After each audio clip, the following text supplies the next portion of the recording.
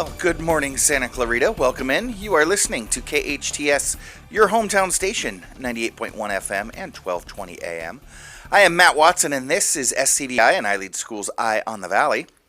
You know our show. Our show, Eye on the Valley, is brought to you by SCVi and iLead Schools. We are a network of charter schools with campuses in Castaic, Agua Dulce, Lancaster. We've also got a fully accredited online school, a burgeoning homeschool program called iLead Exploration. We've got, like I said, independent study, home study, hybrid, online, classroom-based, everything that your kid needs regardless of what their learning style is. Just check us out at ileadschools.org for more information, and then you can click through to any of our schools, and you can hit the enrollment button. You can take a tour, get more information. Just visit us at ileadschools.org. So, we've got our eye on education here in Santa Clarita and across the nation, but like the show says, we keep our eye on the valley as well, bringing you everything that you need to know about what's what here in the valley. And it's Friday morning, so we try to keep it light. We try to put a little smile on your face as we ease in to the weekend. Let's jump on in. The Ides of March are upon us today. That is right. Maybe a little bit more on that later. We're also in the throes of college basketball. I mentioned last week I'm absolutely pumped for March Madness. Conference tournaments are winding down. We're looking towards our conference champions, although our local teams have moved on. Engineer Andrew and I are a little bit bummed. UCLA, USC have bowed out, and I don't think either one of them are going to move into the national tournament. It's going to be, we're going to have to pick another team to live vicariously through. But Selection Sunday's coming up in just a couple days. The national tournament starts next Thursday, so I don't know. What do you think, Andrew? I'm feeling like next Friday might be a good day for a sick day. So, we just have a complete smorgasbord of college basketball coming up next weekend. Looking forward to it. But, you know what? I'm off by 10 a.m. It'll be good. We'll do the show next week, I suppose. So, we're here every Friday morning, 8 to 10 a.m. So glad you joined us. Today's going to be a great show. Great time for you to join us. Starting off, I'm very excited. We have a special treat that we get to enjoy about once a year. I'm joined this morning by co-owner of KHTS, Carl Goldman. We'll catch up with him and talk about an event and an opportunity that they've got coming up for you. And then in hour number 2, you're going to meet Sajae Davison. Sajae is the new director of Empower Generations, one of the most innovative and inspiring high schools in the area. And so I'm looking forward to talking to Sajae as well. And then, yes, Big T will be here with trivia and general goofiness. So we'll end the day with a giggle. So, let's slide in this weekend together. Let's do it. As I said, my first guest today is Santa Clarita Valley's 2008 Man of the Year, SCVi Charter Schools 2016 Vision and Education Co-Honoree, and an absolute model of volunteerism, service, and philanthropy in the Santa Clarita Valley. He's served on countless nonprofit boards around town and even helped found the Michael Hoffman Foundation. He and his wife, Jerry, are co-owners of KHTS, your hometown station. That's right, I'm talking about Carl Goldman. And if I keep on mentioning all the different things that he does and continues to do in and around our community, we'll never get to talk to him. So let's just move on. Carl has his master's degree in communication management from the Annenberg School of Communications at USC and a BA in mass communications from Hampshire College in Amherst, Massachusetts. He's generous, tenacious, and inspiring. Carl Goldman, how are you this morning? Matt, doing great today. Good. Glad to hear it. Glad to have you on the show. Thanks so much for joining us. Your story, both professional and personal, is incredibly inspiring, and I want to talk about that. But first, you've got what is probably the station's biggest event of the year coming up, and I know your entire team works tirelessly on it this time of year. I'm talking about the 13th annual KHTS Home and Garden Show coming up just next month. So, Carl, could you tell me a little bit about the Home and Garden Show? What is it, and how did it get started?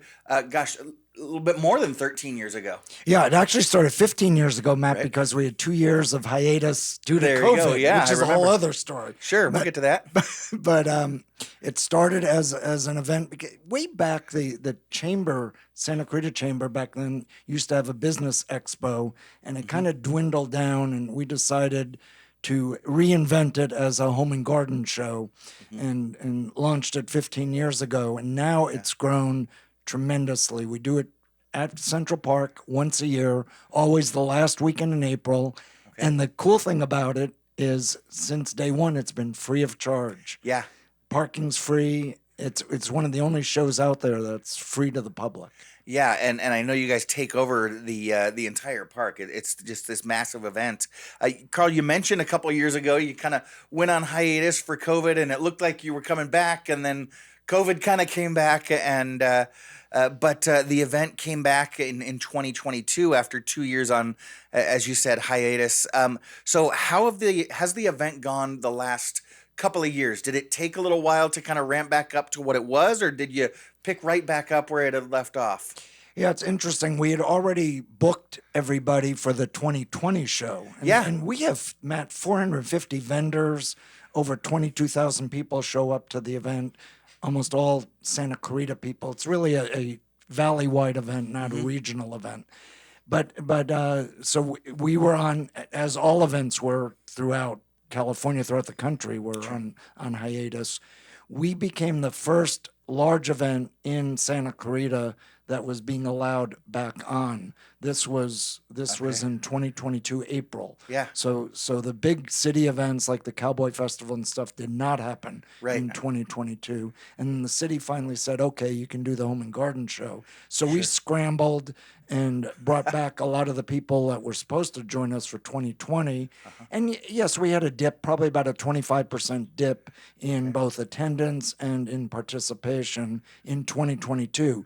The good news was in 2023, we broke all records. Oh, wow. Yeah. So last year we broke over 22,000 residents came to the event, over 450 vendors. And this year is ahead of last year already in terms of total vendors. Wow, crazy. I do remember last year, the couple weeks leading up to the event coming in here, how much, I mean, the station here is always a buzz, but there's something different when you guys are coming into this event. I know you pull out all the stops. So talk to us about dates. You mentioned it's the last weekend in April. Specifically, what dates, what times should people be getting ready for? It's Saturday and Sunday, last week in April, the 27th and 28th of April. The show itself runs Saturday from 10 to 5, Sunday 10 to 4. Okay. Saturday's exciting because we have an emergency expo as well. So we piggyback that back into part of the show. The show has a lot going on. So aside from all kinds of things for your home, and anything from flooring to solar to decking to your yard with artificial turf, and all kinds of designers are part of it. Along with that, we've got a whole kids area, courtesy of Gilchrist Farms, and we added a couple years ago a butterfly tent filled with butterflies. That's been a home run, sponsored by the Santa Clarita Water Agency, and so once again, you go in to this tent, get a feeding stick, and butterflies will land on you. Gilchrist has a petting zoo. They also have a pony rides, and we're bringing back the pig races again. Nice. Yeah. Nice. Talk to me about the pig races. Is this something that I bring my own pig, or you guys supply the pigs? No, Gilchrist supplies the pigs. Okay. Yeah. And we do a whole series of races. All right. We decided we were going to have our politicians named after each pig and race. Okay. No, I'm just kidding. I thought, okay, how'd you get them to buy into that? Fantastic. Anything for charity. Sure. The emergency expo, the fire department always comes with all of their vehicles, and we do something, Matt, called the Jaws of Life. Have you ever seen that? I've seen clips of it on television, YouTube, things like that, but not in person. Talk to me about that. It's pretty amazing. So it's designed for the fire department. So if you're driving down the freeway and you see a wreck and they can't get the victims out of the car, they'll bring in the Jaws of Life, which is a portable unit that literally rips apart the car, and that way they can extract a person. But they have to be careful because you want to rip apart the car, not the people. Yeah, you've got a victim in there. So it becomes a really great exercise. The fire department loves it. They bring in their rookies. Okay, that's cool. and they get to practice, and we get to watch them literally destroy a car. Okay, so they bring in a wreck and demonstrate how that's used in a traffic accident. Not so much a wreck, and it's a car that can't Oh, be sold anymore. I But see. yeah, but no, it's not a wreck, and Okay. then watch them tear it out. I'll tell you a Interesting. funny story about it. Yeah. About 10 years ago, we were donated a Mercedes from the 60s All right. as the car to be torn apart. Okay. And this was one of those days in Santa Clarita when it was 192 degrees out. Yeah, right. And the firemen had to still wear their heavy In their full turnouts. heavy turnouts. So they're there fighting this, and what they didn't realize is the Mercedes had steel doors.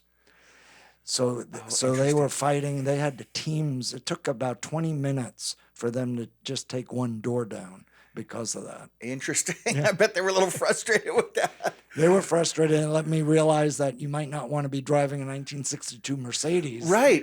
That's there's stick with the Volkswagen.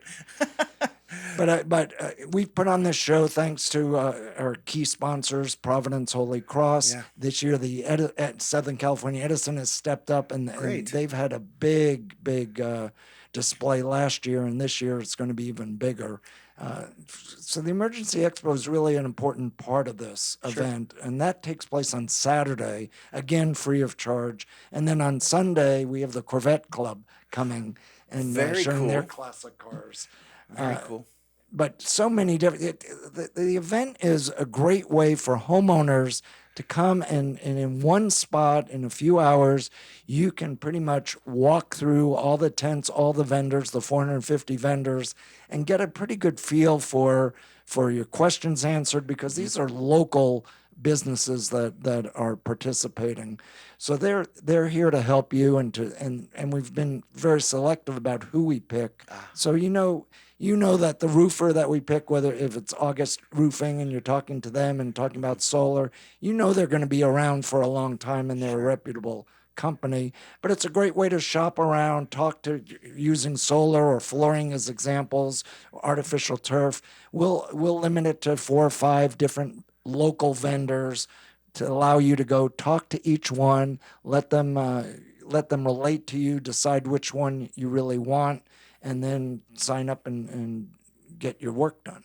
Yeah, and I've watched you over the last several years, how you do kind of handpick the different vendors that are going to be there, to make sure, because this is something that your name is kind of top billing on this event. You don't want somebody who's doing shabby work and then it gets attached to the event and to the station, and so I love that you get some of the best vendors out there. Speaking of vendors, if folks are interested, hey, I've got a machine shop, or I sell flowers, or whatever it might be. It might be good for the event. Can folks still get involved, or are you guys booked up already? Yeah, we're just about booked up. We do have a few openings left. If you go to SCVhomeshow.com, SCV for Santa Cruz Valley, homeshow.com, you can fill out a form and we'll get right in touch with you very, very quickly.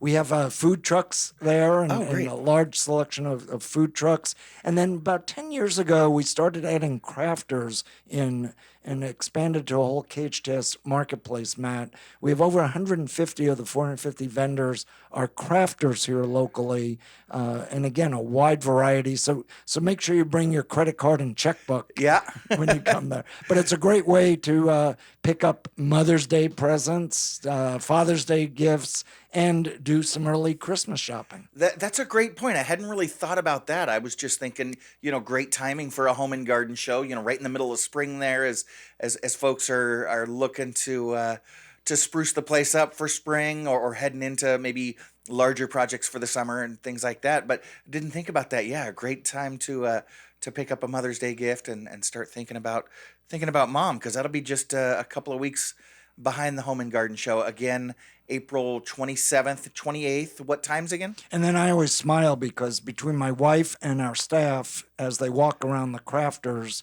they end up losing money. from the event. Making money. Well, yeah, and it's you mentioned you can probably do the whole event in a few hours. Perfect to bring the kids and let them play around with and do the petting zoo from Gilchrist Farms.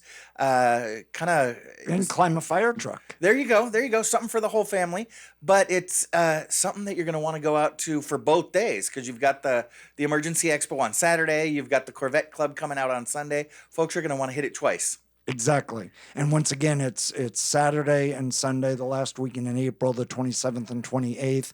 Show times are 10 to 5 on Saturday, 10 to 4 on Sunday. Admission, the price we like, free of charge.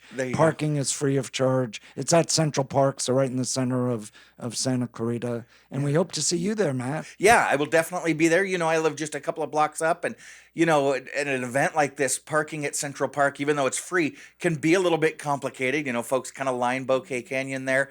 I just leave my car at home, and I know a lot of folks will park at at Saugus High or Albertsons, and the weather should be perfect for a nice little walk down and back, and so it'll be great. You can ride one of the pigs. There we go. Have one of the pigs give me a lift back home. That'll be great. All right. So, Carl, one more time, it's the Home and Garden Show. KHTS Home and Garden Show. KHTS Home and Garden Show, April 27th and 28th, out at Central Park, right up there on Bouquet Canyon. You guys put on an amazing event every year. And Carl, I hope you don't mind. You've got an incredibly harrowing personal journey, and it's kind of topical for this time of year. We need to take a quick break, but do you mind sticking around and we can kind of recap and folks can check in, see how you've been, doing? Of course. Fantastic. KHTS co-owner and backbone of our community, Carl Goldman, joins me this morning. Stick around. We'll have more with Carl when we get back. I am Matt Watson, and you are listening to SCVi and iLead School's Eye on the Valley on your hometown station, KHTS. Welcome back. You are listening to KHTS, your hometown station, 98.1 FM and 1220 AM. This is Matt Watson, and you are listening to SCVi and iLead School's Eye on the Valley.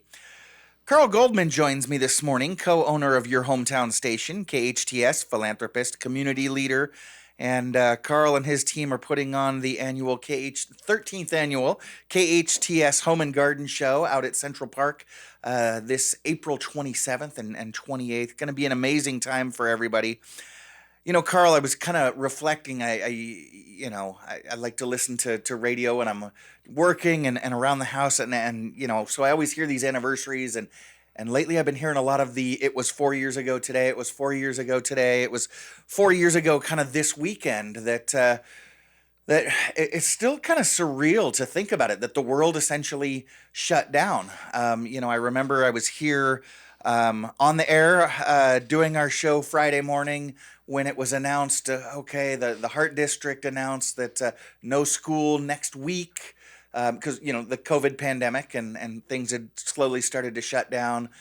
Basketball tournaments had started to get canceled. And so we made the announcement here on the air, no school next week. And what does that mean? And, we at iLead, we had been preparing for, we figured it was going to be more than just a couple of weeks. And so we had been preparing our teachers. And, I just over the last few days had been hearing, this is 4 years since Rudy Gobert from the Utah Jazz had done whatever stupidness he had done, and then 4 years ago.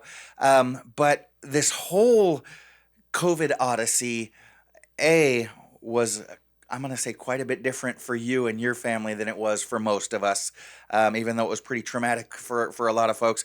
And it started a lot earlier. Like a lot of things in life, Carl, you are an early adopter. And unfortunately, you were an early adopter when it comes to the pandemic. You and your wife, Jerry, were two of the passengers on the Diamond Princess cruise ship in Japan that had a massive COVID outbreak back in January of 2020.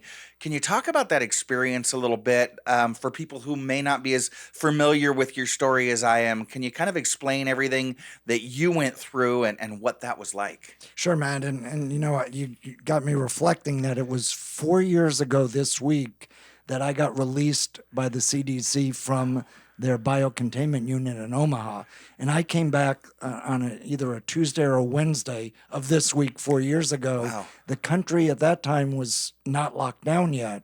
And there was so much complaining when my wife came, who never got COVID, about her walking in and having been exposed to COVID. Sure. A lot of people wouldn't come near her. So I had volunteered to just end up staying in my house for an extra 2 weeks. Wow. And I didn't need to because the rest of the country joined me. That's a pretty good point. So, gosh, I'm can't help but think somebody that's listening thinking, wait a minute, biocontainment unit, you must have gotten COVID pretty bad. But this was also at a period of time where nobody, including our military, the CDC, nobody really knew anything about this virus. So can you take us back to January of 2020? What were you doing, and how did things unfold? Sure. And by the way, I never got a bad version of COVID. So even though they decided they wanted to use me they being the CDC, decided to use me as the first COVID human guinea pig. Oh, lucky with you. all that, lucky me. But to go backwards, my wife and I decided to take a cruise along with a couple of friends to Southeast Asia in January. And we had a 16-day cruise through Southeast Asia. And on the last night, we'd already packed our bags. The captain announced that there was a passenger who had gotten off in Hong Kong had come down with COVID. And mind you, no one other than in China had COVID at that time. I remember, so, yeah. There were more COVID outbreaks on the Diamond Princess than if you could take triple the amount of COVID cases throughout the world outside of China, and we had 3 times the amount on the Diamond Princess. Wow. So we had 15 wonderful days. Day 16, we'd already packed our bags, went to sleep waiting for the Japanese health officials to come on board. We had 1 day of free reign of the ship while they finished interviewing and checking everybody out. They discovered there were more COVID victims already on the ship.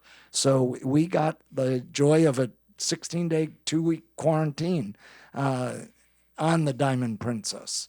So we ended up in our cabins for a good chunk of time without being allowed out of it. And all of a sudden, the media, of course, in the whole world had their eyes on us. So we became the center of attention during that time because everybody wanted information about COVID. Sure. And we were it. We were in the epicenter. Then finally, President Trump rescued us. The Japanese health officials didn't want us around, and they didn't want us to get off the ship. The State Department, believe it or not, wanted to put us in Guantanamo Bay with the terrorists. Oh. That could have been a whole other chapter. Well, that is interesting. Yeah. Wow. Yeah. And so to make a long story short, there were 300 Americans left because some Americans had already been hospitalized in Japan with COVID. 300 of us got on board 2 cargo 747s and headed back to the States after spending 2 weeks in quarantine in Japan. On the flight back, I fell asleep immediately. It had been an all-night affair just to get on the plane, and woke up 2 hours later and had 103 fever. So I was carrying COVID at the time, and it came across the air. We had an Air Force doctor on board in a hazmat suit and 2 assistants in hazmat suits. That's it. We never got to see the pilots. And they had set up a quarantine area on the plane. So I got thrown into that, fell asleep, woke up as we landed at Travis Air Force Base outside of Sacramento. And the CDC informed me that I wasn't heading out of the plane. And 3 of us had to stay on board, and along with the 3 of us who were in the quarantine area, 3 of our spouses. We got flown to Omaha many hours later, and then the rest of the passengers that were flown to Omaha were put, along with my wife, in a separate unit at University of Nebraska in quarantine, but not in a high level of quarantine. I was put in the biocontainment unit. Right. And that was an experience because do you remember, Matt, when 9/11 hit and there was the anthrax scare? I do remember that. Yeah. Well, the United States, believe it or not, had no biocontainment units when the anthrax scare hit. Yeah. That's incredible. Yeah. So they were caught with their pants down, scrambled, spent millions and millions of dollars, decided to build a giant facility in Omaha, the center of the country, Okay. at the University of Nebraska campus where they have Nebraska Med, kind of like UCLA Med Sure. is at UCLA. And then they built satellite ones in Manhattan and in Atlanta next to CDC headquarters. Anthrax came and went before they had it finished. Of course. Yeah. This was now manned with hundreds of millions of dollars for 15 years. And mind you, the one in Omaha is like mission control that you see in Houston Okay. for the space thing. Okay. This was fully manned for 15 years without a single patient. Then the Ebola in That's got to be a preparation. low stress job. Yeah. To work in a hospital that has no patients. Yeah, exactly. Yeah.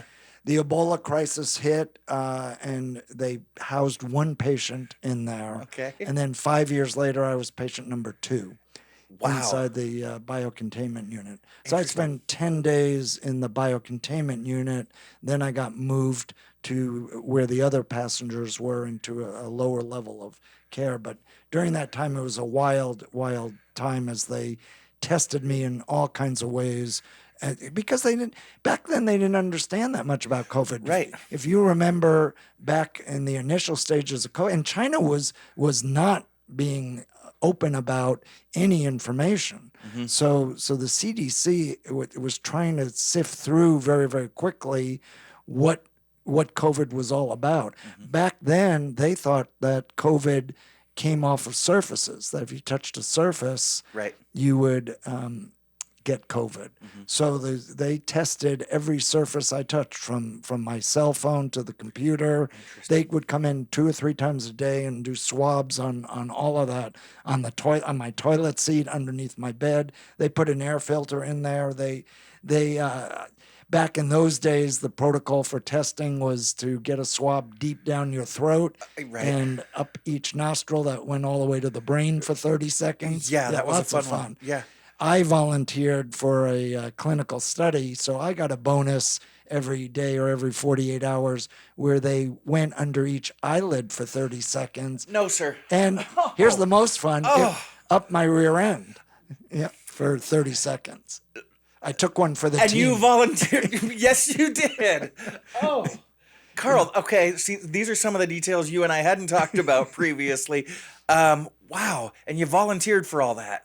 Yeah, because, we were facing a mass health crisis around the world. So why wouldn't I test that? Well, I've got to tell you, there are a lot of folks that focus a lot more on themselves. And I think that's very kind, very noble. And I think there are a lot of people out there that would say, yeah, this is something that humanity needs. And I'm able to give, to do this for our country, for the community. But, you sort of alluded to it earlier.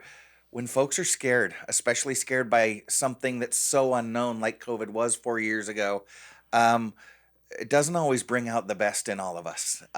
In fact, you mentioned when your wife Jerry came home after having been exposed, although she never got sick, never, and to this day, never got COVID. She faced some pretty harsh response. Folks were not happy that she was back in town, and they weren't happy when you came back into town because they were so scared. Because we were getting a lot of death threats. Yeah. So we were getting death threats when we were on the Diamond Princess. They didn't want the passengers to come back to the States. Mm-hmm. Then once we were in the States, we were getting, when we were in Omaha, we were getting lots and lots of death threats. So much so that Vice President Pence stepped in, as did the Secret Service, and then out here our supervisor, Catherine Barger, and the local sheriffs all stepped in, and our other local politicians to help make sure that for my wife, who came here 2 weeks before I did, that she came safely. And yeah, people were, 99%, Matt, of the people were great. Yeah. But it's that 1% who were totally freaked out with all this and really looked at us. I kid a kid about this. There's an old Monty Python movie, and I had this vision that I would come back and a priest would be pulling me on a cart along with a donkey with the incense burning, and he'd be saying, "Make way for the plague, make way for the plague." Yeah, and I do remember those days, and I remember just being devastated by what you and Jerry went through.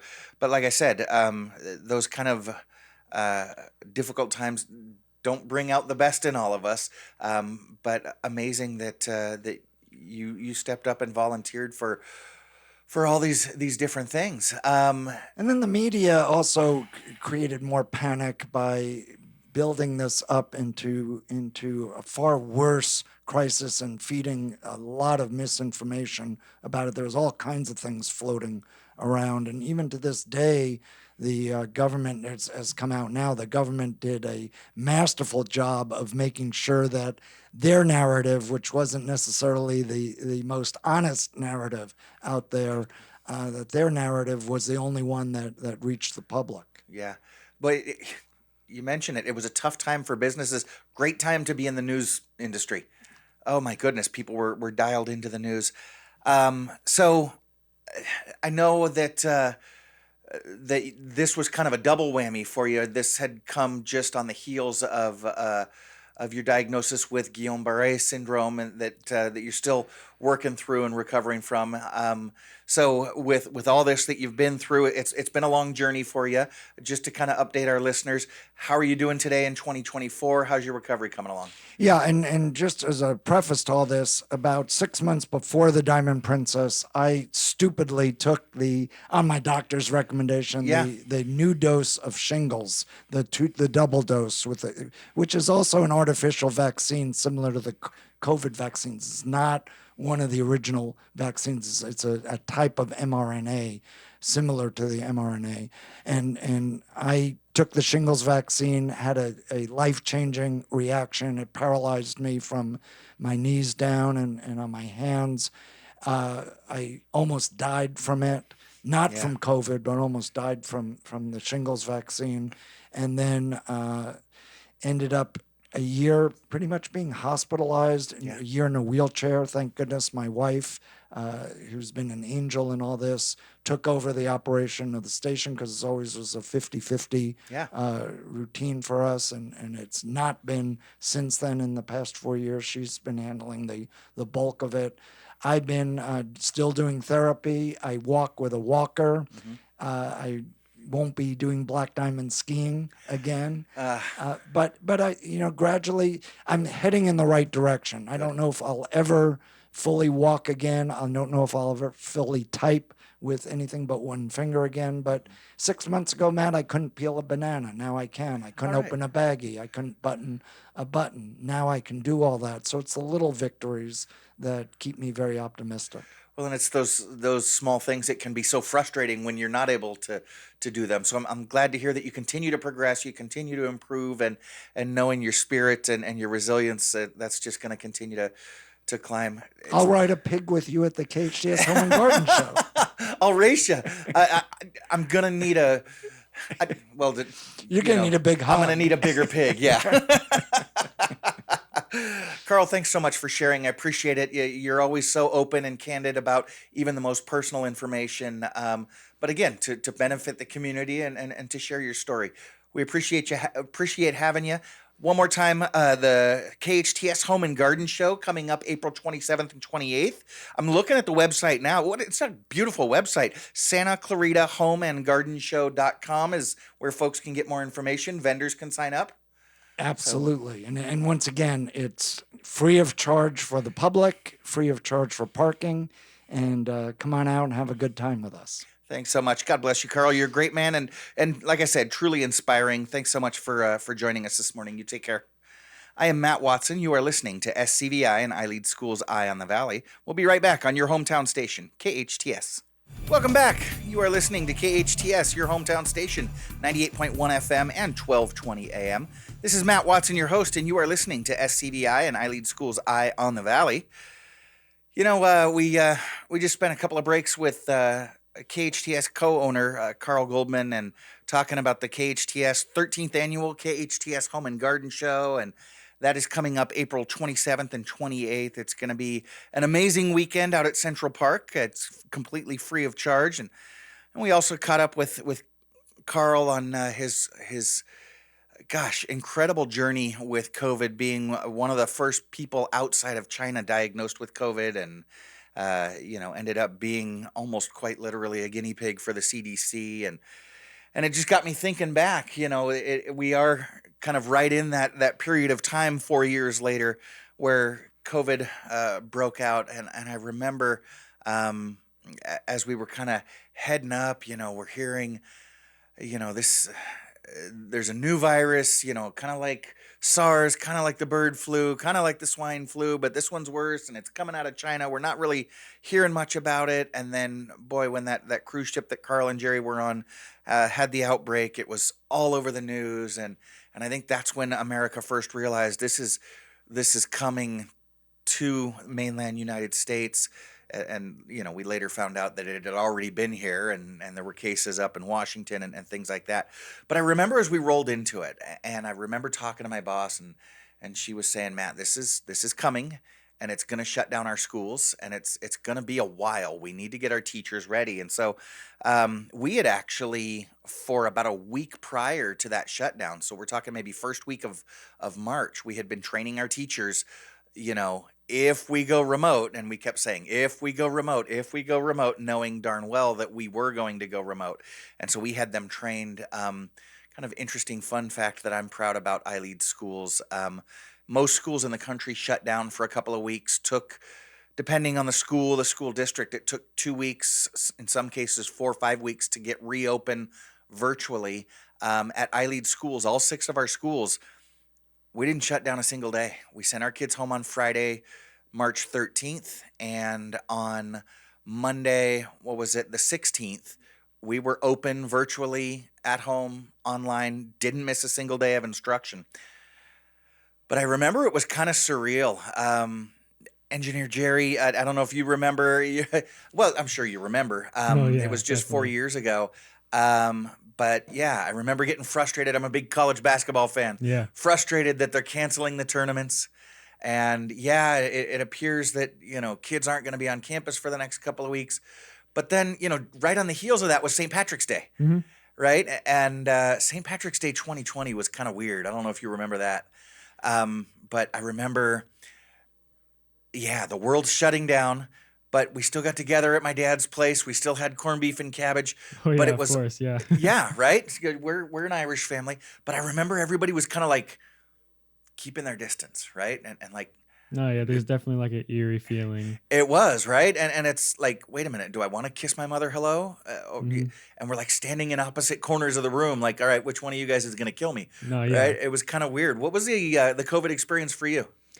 With like more family events, it was kind of weird because some people were definitely more afraid than others. Yeah. So you had kind of one group that was a little more standoffish with everyone, and then you had like another little group that was more social with everyone. But yeah, it was kind of weird. And then, with school, the remote learning. Yeah. Were you in school at the time? Yes, I was. So All I right. had online schooling. Yeah. Kind of had to get used to that. Yeah. Yeah, it was definitely a little weird at first. Yeah, that was a rough experience No, for kids. yeah. Yeah, definitely. But gosh, and then, coming out of it, I remember, okay, yeah, maybe kids need to go back to school because kids were freaking out and teachers were freaking out, and we got to get them back into school. But everybody's got to wear a mask and everybody's Oh, got yeah. to stay. That was just, weird time. And just let you know that nothing in life is guaranteed, and Yeah, no. you gotta be nimble. You gotta be ready for everything. Speaking of St. Patrick's Day, we've got it coming up this weekend. It's always, well, I was gonna say always fun when St. Patrick's Day falls on a weekend, but it can be a little dangerous. Be safe, friends. But got St. Patrick's Day coming up this this Sunday. Looking forward again. I'm going to be back at Dad's house eating that corned beef and cabbage. Can't get enough of it.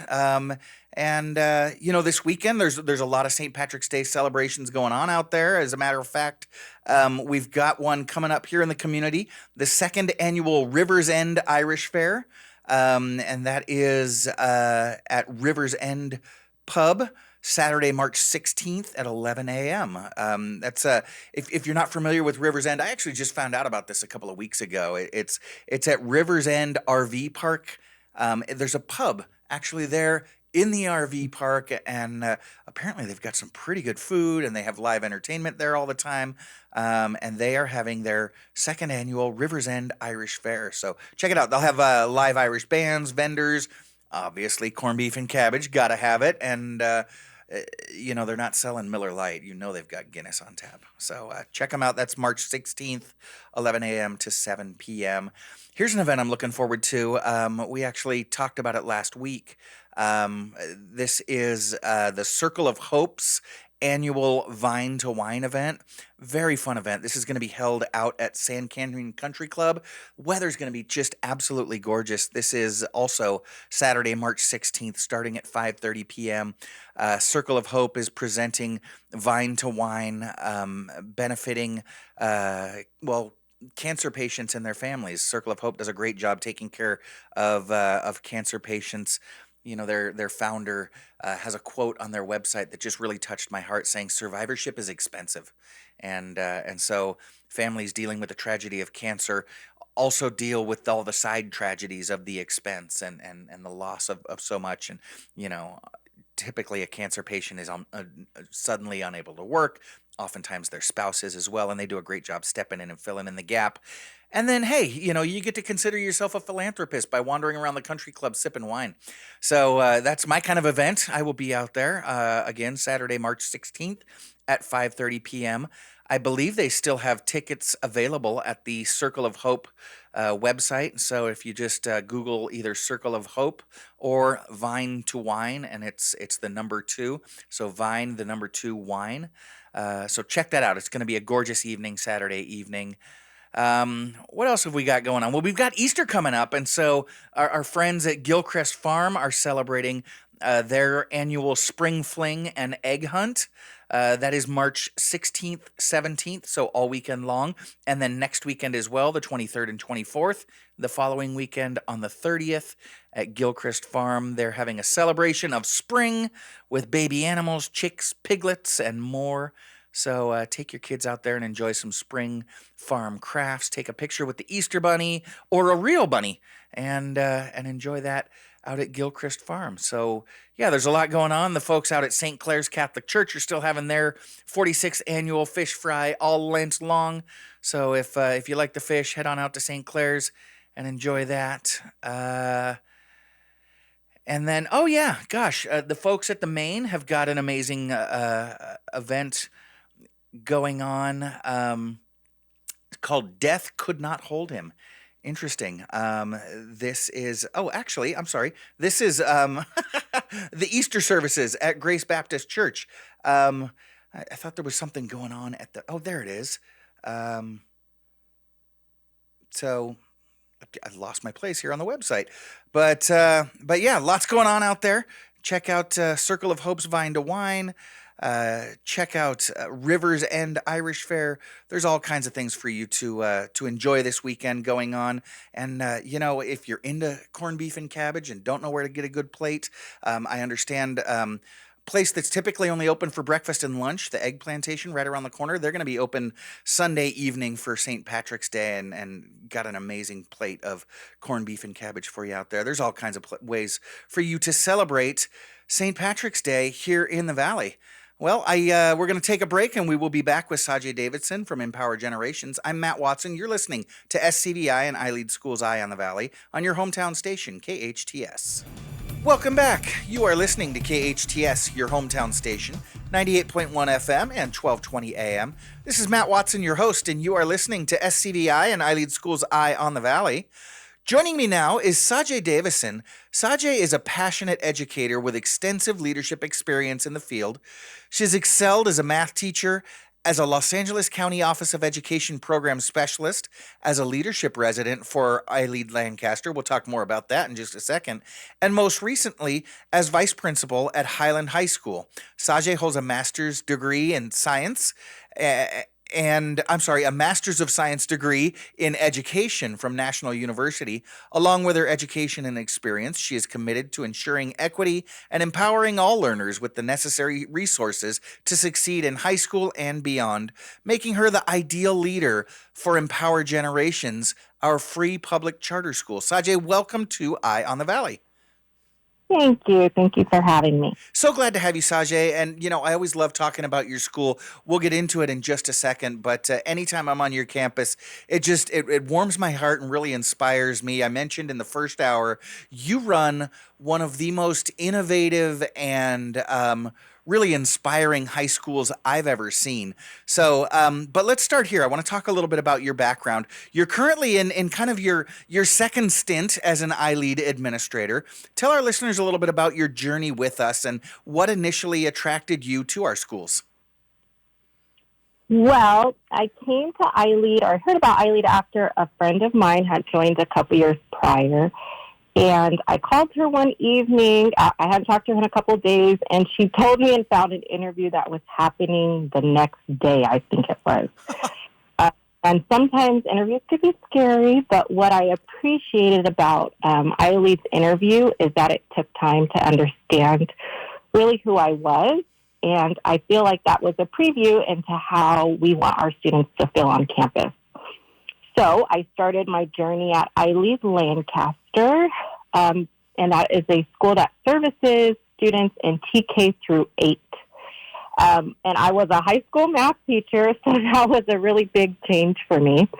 But there, I feel like I learned empathy and compassion in both teaching and leadership. Yeah. And although, go ahead. Oh, sorry. Although I really love the littles and I really miss the bluntness of first graders, I think my heart is really with high school students. And so that's why I returned to the district, and I was a vice principal for about a year and a half. Until I came across the opportunity for school director at a high school for iLead, which is Empower Generations. Empower Generations gives an opportunity to work with high school students, which I love to do. I love to be part of their journey through college and career. And I feel like they really educate on the whole student. So I feel like it was an opportunity that I couldn't pass up, and I'm so happy to be back. And we're happy to have you back, Sajae. I do remember working with you during your time there at iLead Lancaster, and had you told me before that your heart truly was with the high schoolers, I wouldn't have believed you. You were so amazing with the littles, but now that I see you in high school, I do get to see you in kind of your full bloom and really excelling. So Empower Generations, like I said, is a very interesting school, and I never really thought about it until now. iLead operates 6 schools. You are the only one that is exclusively high school. All of our schools include the elementary and middle school grades. You are the one that is only 9th through 12th. I've mentioned how innovative and just exciting and inspiring your school is.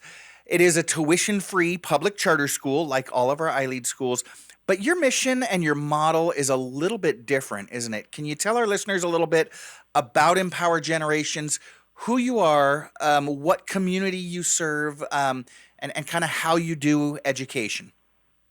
Yeah, thank you. We are open to 9th through 12th graders. Our students are aged 14, and they may go as old as 24. And we understand that traditional schools may not be the right fit for everyone, but we offer a personalized independent study program. And I feel like that's something that sets us apart. You can earn your high school diploma and you can jumpstart your career at the same time. You can work from home. You can work in a small group setting. You can come to our studio, and we cater to learners' needs. The great thing is that our independent study program allows students to learn and work at their own pace. We are not only concerned about textbooks and exams, our school also offers many passion projects throughout the classes that are designed to be exciting and achievable and really relate to their life. The other wonderful thing is that we welcome pregnant and parenting teens. We have a baby room that's on campus, so it's really inclusive for students to complete their work and bring their student to school if they choose. Next year, we'll be offering 2 great career technical education, our CTE pathways, in early childhood education. At the end of the program, it helps provide you some licensing for to become a preschool teacher. Oh, wow. And then we are building our arts, media, and technology. So if you're looking for a great alternative to a traditional setting or a traditional school environment, Empower Generations can be a perfect fit for you.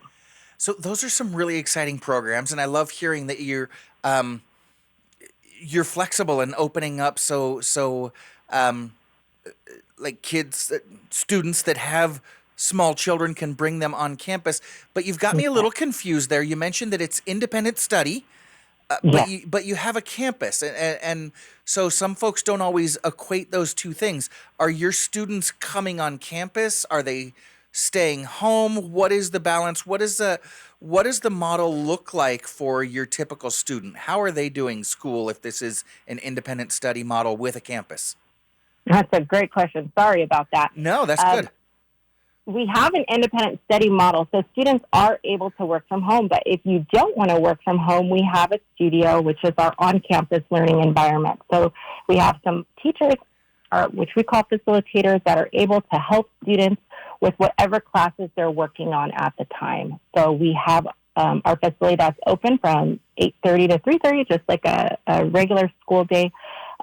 It's just that every student may be working on something just a little bit different.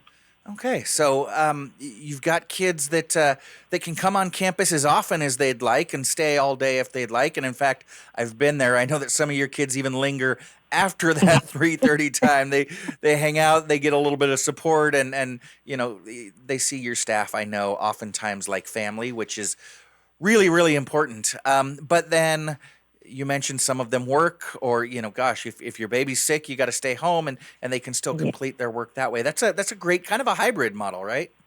Yeah. So terrific. Now, I mentioned your staff. I know you and your staff work really hard to help learners grow academically, and you're getting tremendous success. But you're also helping your learners grow socially and emotionally. What are some of the programs and offerings at Empower Generations that you have to kind of help your learners develop in, all aspects of life? I think there's a couple of great things that we really do really well, and that's one is that we have a daily advisory, which is our social emotional check-in with learners. I feel like in advisory, they talk about, motivations and goals, and we try to make it fun and engaging, in addition to doing some coursework. Here are some times that we can check in and really find out how you are doing. We are incorporating ways for advisory to be student-led, so they invite peers to interact with one another. The great thing is that, students can also do passion projects, and one of the projects that our learners created is a mind and body space. Mm-hmm. And it's on campus. If I can describe it, it's, just like a cool down corner for students that's relaxing. And it's really to support peers and social emotional well-being. They talk about mental health stigmas. They can offer peer-to-peer support. And then we have an amazing school counselor that works with students on post-secondary goals. She works individually with them on helping them create a plan for graduation and then life beyond graduation. So I think those are some of the ways that we connect social emotionally with our learners. Yeah. And I love the integrated approach that you take, because oftentimes we think of, yes, it's important to work with the academic side of the child, but also to work with the social emotional side of the child, because one supports the other. But rather than seeing it as two different sides of the student, you just kind of take a holistic approach. It's, we're not going to separate things out. We're going to work with our students to make sure they're successful, no matter what that is. If they need a little bit of support in getting personally organized or planning for college and career, or if they need support in math, that's just us supporting, and it's beautiful. I've visited your campus actually quite a few times, and it's such a warm and inviting place. This isn't a place where students are just kind of coming in, doing their work, and going home, is it? They seem truly happy there. Why is it important to you, Sajae, that your learners feel so connected to their school? Well, I think we want students to definitely feel valued and loved on campus. We want it to be a safe and happy place. And I think if school is already difficult enough with all of the coursework just by itself, like, doing math classes, doing science classes, that is all tedious all by itself. So we want to make school inviting so that learners actually want to come to campus. Our staff is great at building relationships with learners. They know when their learners are having a bad day. And so that's really important in how students succeed and how students are able to move through their coursework for the day. They're able to share their challenges, and then we can move in the direction of forward progress. The light at the end of the tunnel for us is that they're getting their high school diploma, so we just want to be a partner in whatever way we can with our students and the families. There you go. And Sajae, you mentioned previously that your school is it's a very unique school, especially when high school students aren't necessarily succeeding for whatever reason. They're not getting what they need out of the traditional high school experience. You're an independent study model, but your campus is open, regular hours Monday through Friday. It's an incredibly unique feel, and you serve high school students. You meet them where they are, regardless of, if they're pregnant and parenting, or, having to deal with other issues. And you're really helping students succeed. Those who have a passion for that kind of education like you and your team do would never ask this question, Sajae, but I'm kind of a Mo, so I'm going to ask it. Why do you feel that it's important for there to be a school like Empower Generations out there? I think just for all of those things that you said, that we go beyond academics, and we're focused on developing learners and their overall health and their wellness, and preparing them to succeed in life. So I think that that's like no other. They have amazing relationships with students, and I think that that's just the great thing about Empower. Yeah, Sajae Davison is the director of Empower Generations High School. They are located centrally in Lancaster, California. Sajae, I know you can take students from all over the Southland, but especially given that you're an independent study model, but your campus is there in Lancaster, and I know you're serving a lot of kids and like I said, meeting them where they're at. Sajae, we do need to take a quick break. One more time, Sajae Davison, director of Empower Generations. She and her staff are doing great things to connect their students to a future of promise. Stick around. We'll have more with Sajae right after this. I am Matt Watson, and you're listening to SCVi and iLead School's Eye on the Valley on your hometown station, KHTS. Welcome back. You are listening to KHTS, your hometown station, 98.1 FM and 1220 AM. This is SCVi and iLead School's Eye on the Valley. I am your host, Matt Watson. I'm joined this morning by the director of Empower Generations High School, Sajae Davison. Empower Generations, like all of our iLead schools, is a free public charter school. It's so funny. I say that almost as one word all the time, free public charter school, because as soon as I say charter school, people always ask me, okay, how is that different than a public school? Well, we are a public school. Oh, okay, great. How much does it cost? No, it's free. We are a free public charter school. But Empower Generations is quite a unique school. They have a campus up in Lancaster, and they serve kids that, for whatever reason, are not getting their needs met at the traditional high school. It's an independent study model. Their campus invites students 8 to 3:30 every day. But if they need to stay home, if they need to work remotely, they're welcome to do that. But more than anything, as Sajae was describing earlier, they just kind of wrap their metaphorical arms around their students and make sure that they get everything that they need to succeed in high school and beyond. Sajae, as we're reflecting on your program at Empower Generations, it's every time I turn around, every time I'm on your campus, there's so many things that are just so heartwarming. Can you maybe put your finger on one, maybe two things? What is it that you love most about the program at Empower Generations?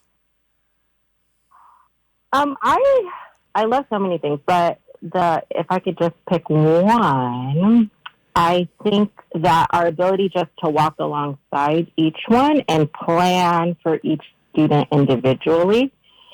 Everyone's not working on the same thing. Like if students need credit recovery, Empower has you. If you are parenting and pregnant and may need to bring your child to campus, we have you. If you like to work maybe on one subject at a time, Empower Generations can accommodate that and still make sure that you're getting all the credits you need by the end of the year. And that's why I love Empower Generations. That's why I love working with high school students, because we're being part of that journey, and they're able to realize all the opportunities and possibilities that they have after. Fantastic. Yeah, it really is beautiful. And I mentioned that you're located in Lancaster. You're on 10th Street West, kind of right there, centrally located in Lancaster. But you can draw people, you can draw students from all over the Southland, as long as folks can access you, whether it's remotely or get to campus. They can enroll at Empower Generations. I mentioned, and I'll say it again, you are a free public charter school. So if folks are thinking that this might be the right place for them or for their student, how can folks enroll? Well, first of all, are you full? I know it's getting late in second semester. Is it too late to enroll for this year? Are you enrolling for next year? That was a lot of questions, Sajae. Talk to me about enrollment. We love families to enroll in Empower Generations.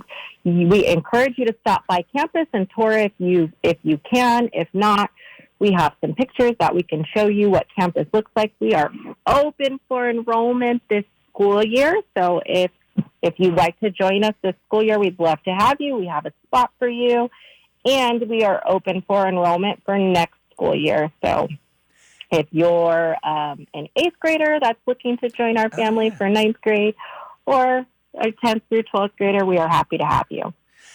So speaking of enrollment, and you mentioned families are obviously going to want to get more information. You know, the school that we choose for ourselves, for our children, is probably, as parents, probably the single most important decision that we can make. And so we can't take it lightly. If I understand you've got a couple of events coming up soon for those families who might be interested. When are those, and what can potential families look forward to at those events? Well, we have some virtual information sessions that are coming available for families, and you get to hear about all of the offerings of our programs at Empower Generations. Our next sessions are Tuesday, March 19th and Tuesday, March 26th, so Tuesdays. They start at 5 o'clock p.m., and you can take them since they're virtually from the comfort of your car or the comfort of your home, wherever you are. You can register for the sessions on our website, and our website is empowergenerations.org. If you go right to the top of our website, on the right-hand side, you can click virtual info sessions and tours and sign up.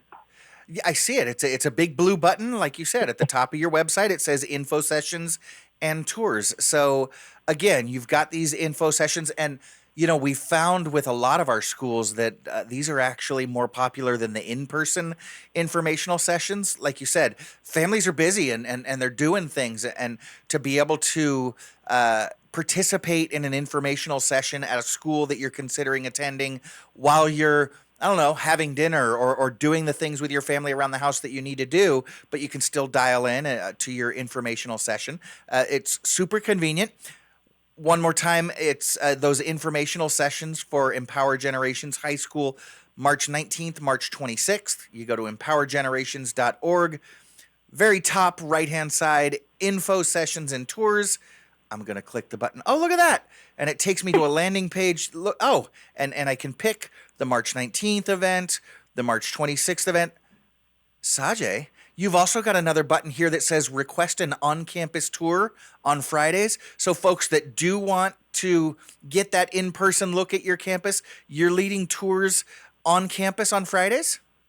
Yes, absolutely. We can give you a whole tour of campus on Fridays.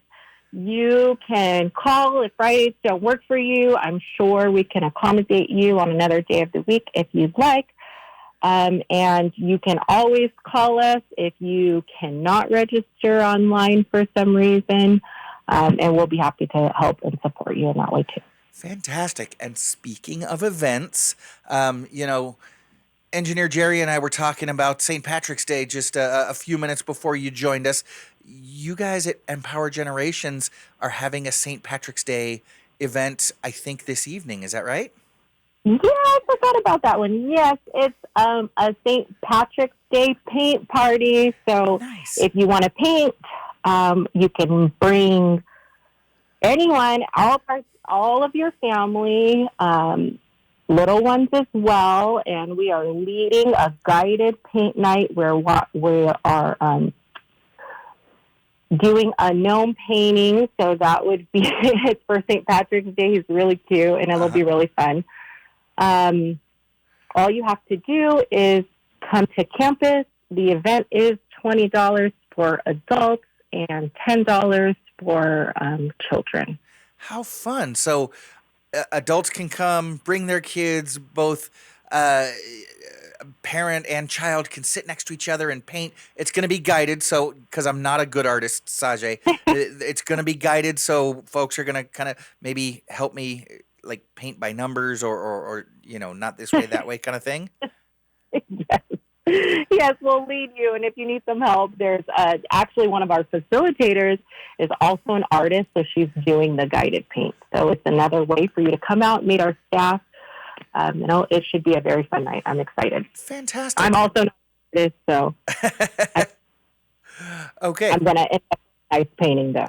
I'm looking forward to seeing what you paint, and then maybe some of those will be on display on the campus the next time I'm there.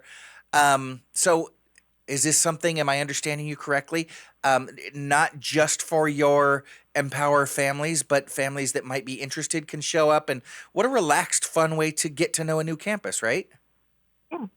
Fantastic. So if folks need more information, again, your website is empowergenerations.org. And then your phone number, this is your front desk, right? 661-429-3264? Correct. Okay, one more time, 661-429-3264. Give them a call. I guarantee you Rosie's going to be on the other end of that line. Rosie's amazing. She's very warm, very friendly. She'll give you information about Empower Generations High School. She'll give you information about the guided St. Patrick's Day paint night going on tonight, raising a little money to help the students and help the school. So, Sajae, I can't help but think that folks might be interested in, I don't have a teenager that would be ready to attend that school, but it sounds like what they're doing is amazing. First of all, is there, if someone wants to maybe donate to the program, do you have any needs, any way that folks can kind of contribute and say, yeah, I'd like to be part of that? What do you need? Yes, we are taking donations. Like I said, on campus, we do have a baby and toddler room. So if anyone is interested in donating diapers, wipes, things that babies and families always need, we are happy to accept that. We do have a small baby closet that is there, so we are definitely welcome to donations. If you'd like to find out some more about that, you can always email us at info@empowergenerations.org or call us by phone, 661-429-3264, and we'll be happy to lead you in the right direction with the donation. I love that. Yeah, because you've got the baby room, you've got the nursery there, and so you always need supplies because babies do what babies do. But then some of your parenting students also have needs. You have that baby closet. You did I understand you right? You also with some of the students that do have need, you give out baby supplies and things like that for them? Yeah. That is beautiful. And so if folks want to contribute to that and say, hey, yeah, I can drop off a box of diapers, I can drop off, a case of formula, that kind of thing, just send them an email at info@empowergenerations.org. What about organizations, Sajae? So if an individual wants to donate, they can drop off stuff, again, emailing info@empowergenerations.org. But what about an organization that, someone might be thinking, I work with an organization that supports teens that are, looking to get ahead and move forward with their career, with college, the next level. How can organizations partner with Empower Generations? Are they able to connect with you and sort of support what you're doing with your students? Absolutely. We welcome all community partners. We, just like you said, are looking for resources for students. We're looking for some mentorship opportunities with students, building career partnerships. Again, we're doing early childhood education, arts, media, and entertainment. So those are career pathways that we're looking for career partnerships with. And to do that, you can just send us also an email at the info@empowergenerations.org, and I will contact you, and we can talk about what services or what resources you can bring to our campus. We would love to have you. Beautiful. I love that high schools are starting to do that now, recognizing that that we don't have to wait until college to start to get career training, and kids oftentimes do have an idea of what they want to do, and so you're developing those career pathways at the high school level to kind of get them a head start. You're doing so many different things to help your high schoolers prepare for success, not only in high school, but well beyond into life. Sajae, so one more time, listeners who are interested in signing up for your school, getting more information, or maybe just coming and painting with you tonight. You guys are having the exciting St. Patrick's Day guided paint event on your campus. If they want information about any of these things, where can they go? You can go to our website. That would be the most helpful thing. And our website is ourgenerations.org. There you can sign up for our virtual sessions. You can sign up for our tours. And we're happy to help. You can also reach us by email at info@empowergenerations.org or give us a call. We look forward to partnering with you. We hope that you come and visit us. Fantastic. And super easy to remember. info@empowergenerations.org for the email.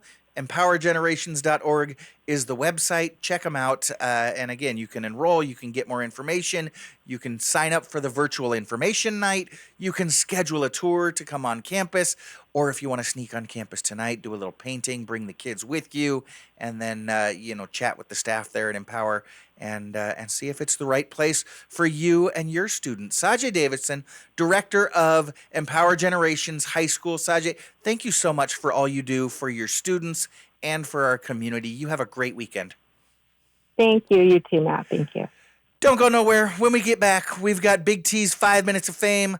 Although, I don't know, Jerry, I'm looking at the clock. Big T might be getting 10 minutes of fame today. Big T, you call in, you stick around, because you know what? You can play with us as well. This is SCVi and iLead Schools Eye on the Valley. I'm your host, Matt Watson, and this is your hometown station, KHTS. Welcome back. You are listening to KHTS, your hometown station, 98.1 FM and 1220 AM. This is SCVi and iLead School's Eye on the Valley. I am your host, Matt Watson, and now it is time for Big T's 5 Minutes of Fame. Y'all know Big T. Big T is an executive and a philanthropist. He's an amazing father, husband, dog dad, and community leader. He's a world traveler, and I hear he recently took a personality test and failed. That's right. Here he is, everybody. He's mom's favorite. Big T, welcome to the show. Good morning, Matty. Morning, Jay. Yeah, we got engineer Jerry's here. Yeah. Hey, Big T, we were talking earlier about, it's March Madness, and this is few people know. This is what that song, The Most Wonderful Time of the Year, is actually about late March and March Madness.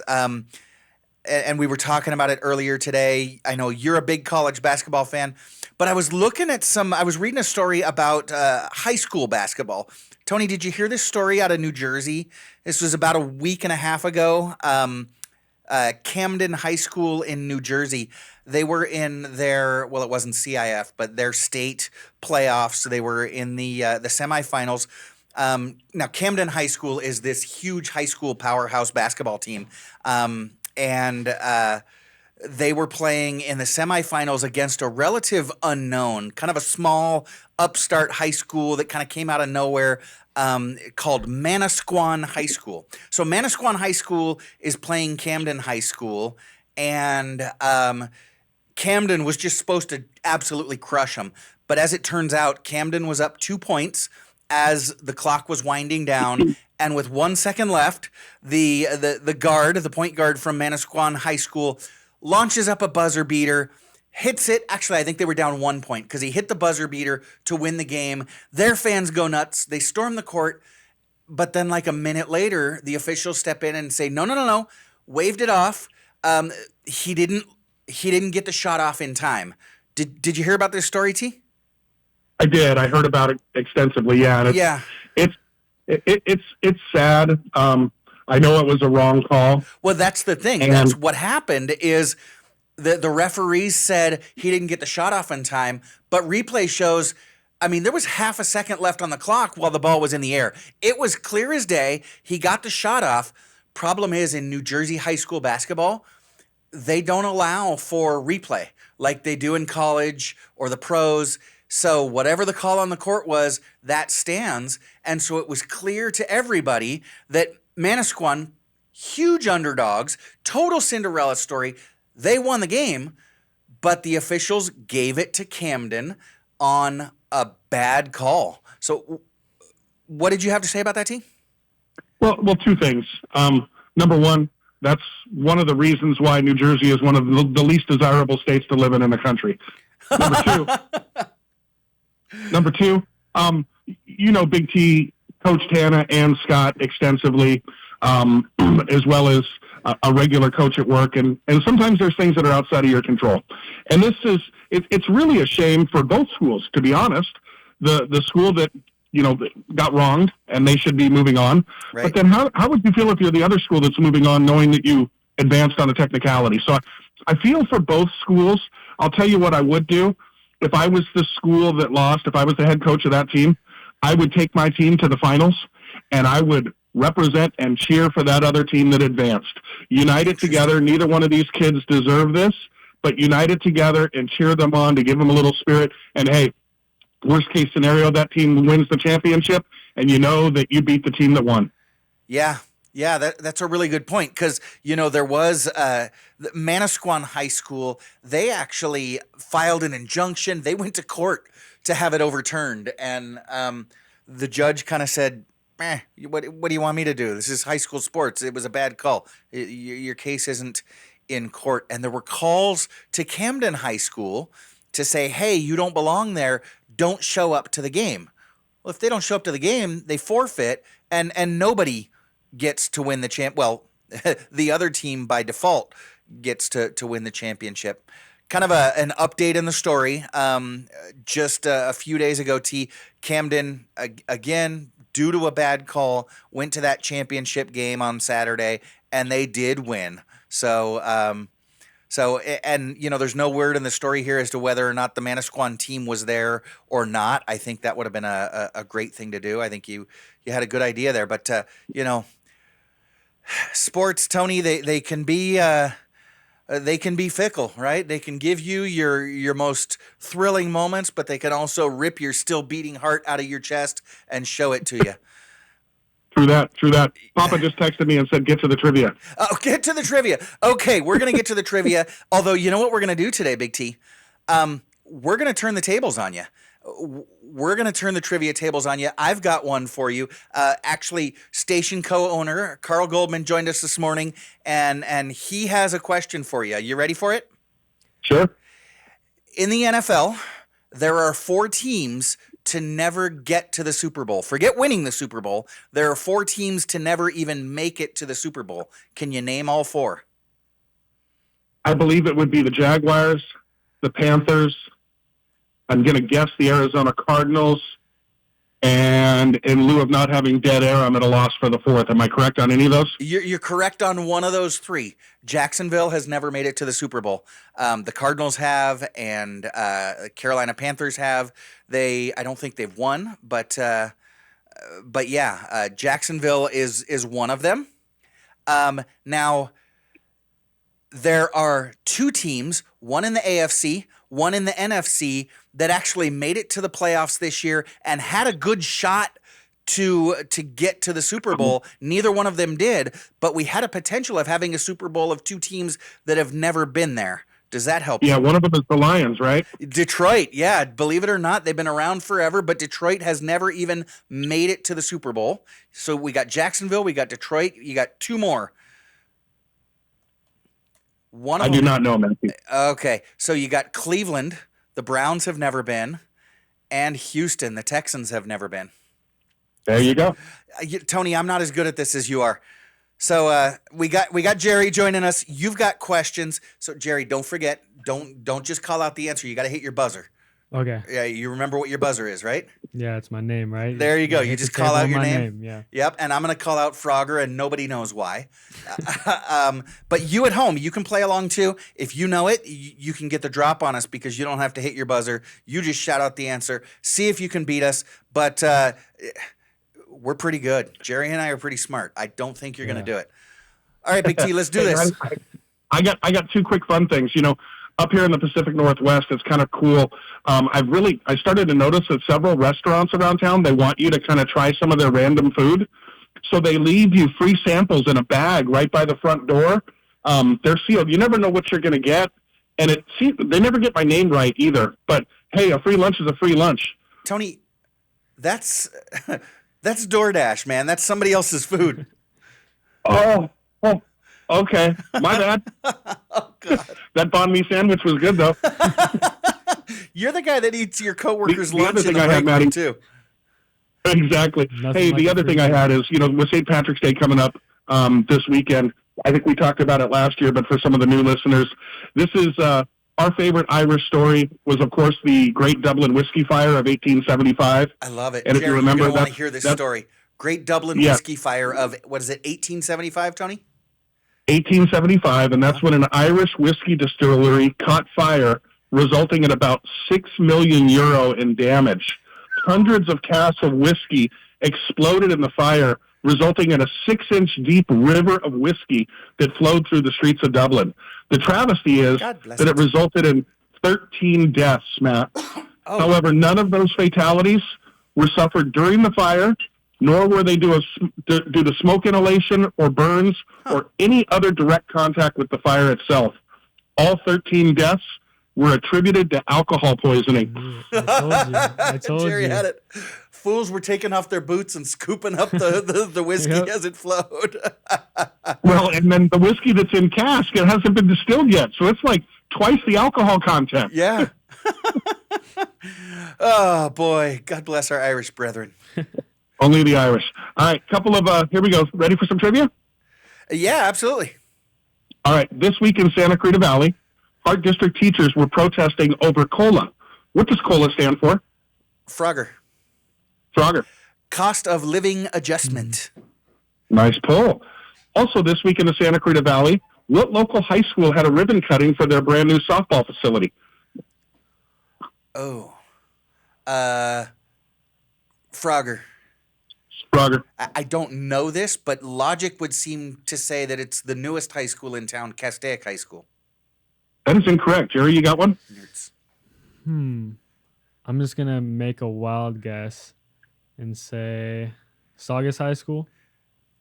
Hart High School. Hart High School, Matt, you remember from Becca playing years and years they played their games at Newhall Park. Yeah. And now they have their own facility. Oh wow. Alrighty. Our buddy Bob Jensen threw out the first pitch, but he threw it overhand. Come on now, what is that? Ah, man. Gosh, that's a good way to All right, tear a labrum. this week in the Santa Cruz Valley, it was announced that what local high school is going to open up their own student-run coffee shop? Jerry. Jerry. Golden Valley. Golden Valley High School is correct. Nice pull. Nice. Hey, Frogger, does SCVi have a coffee shop? We've got a Starbucks on campus, yeah. Okay, just checking. All right, last SCV trivia. 2 weeks ago, what Hart and Stanford alum and current Cincinnati Bengal hosted a youth football clinic? Oh, that one guy. I know. Yeah, I sure. can almost hear Andrew screaming it from the back room. Man. I can see him. Trent Irwin. I knew it was Trent. I didn't know the last name. All right. All right. What's a female donkey called? Frogger. Frogger. Betsy. Jerry, you got anything? Man, I do not know.